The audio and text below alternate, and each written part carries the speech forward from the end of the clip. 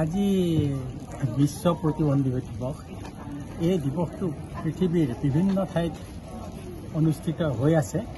তাৰ লগতে আমাৰ ডিফু সহায়ক সমিতি কৰুণাধাৰাৰ তেওঁলোকেও ইয়াত ডিফুত বৰ সুন্দৰকৈ পাতিছে। এইটো কৰুণাধাৰাৰ সৌজন্যতে হৈছে তেখেতলোকৰ সহায়ত।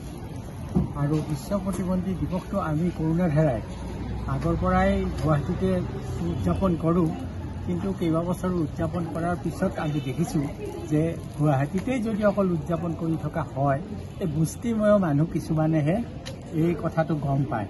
কৰুণাধাৰাৰ প্ৰচাৰ আৰু প্ৰসাৰত বেছি আমি অগ্ৰগতি লাভ কৰিব নোৱাৰোঁ।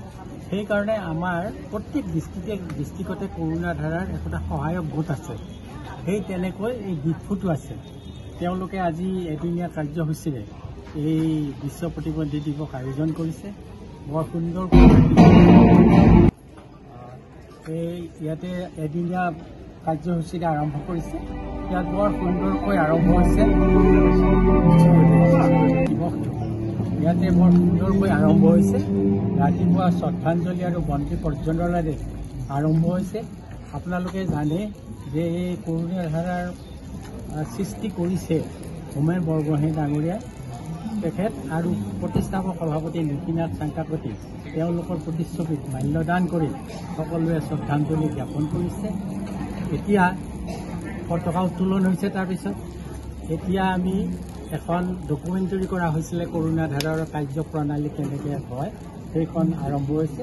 ইয়াৰ পিছত মুকলি সভা হ'ব।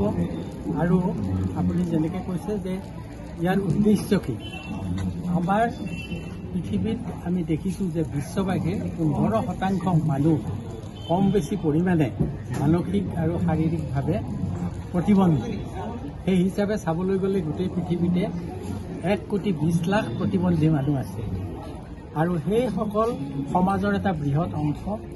সেই অংশটো বাদ দি এই স্বাভাৱিক মানুহৰ যিটো অংশ, ডাঙৰ অংশ থাকে, সেইটো কেতিয়াও সুখী হ'ব নোৱাৰে। তেওঁলোকক লগত লৈ সমাজখনৰ উন্নতি কৰিলেহে গোটেই বিশ্বৰে উন্নতি সাধন হ'ব। সেইটোৱে আচলতে বিশ্ব প্ৰতিবন্ধী দিৱস পালনৰ এটা বাৰ্তা। আৰু এইবাৰ কৈছে যে সমাজ এখন এনেকৈ হ'ব লাগে, যিখন সমাজত স্বাভাৱিক মানুহৰ লগতে এই প্ৰতিবন্ধী লোকসকলো একেলগে যাব লাগে। তেওঁলোকে অন্য মানুহে যেনেকৈ সুবিধা পায় শিক্ষাৰ ক্ষেত্ৰত, চাকৰিৰ ক্ষেত্ৰত বা দুখীয়াৰ পৰা ওপৰলৈ যোৱাৰ ক্ষেত্ৰত, এইবিলাকত আমি লগতে তেওঁলোকক লৈ যাব লাগে। তেতিয়াহে গোটেই বিশ্বৰ উন্নতি সাধন হ'ব।